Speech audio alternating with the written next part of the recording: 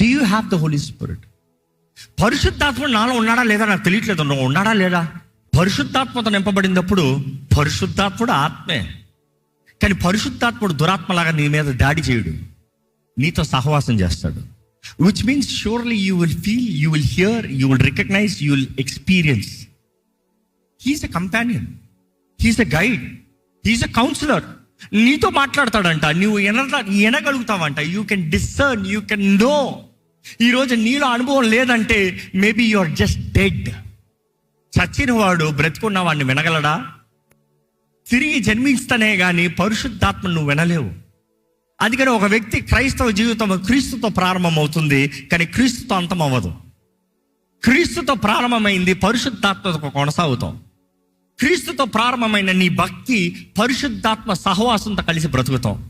అందుకని మిమ్మల్ని అడుగుతున్నాను, పరిశుద్ధాత్మను అనుభవించగలుగుతున్నారా?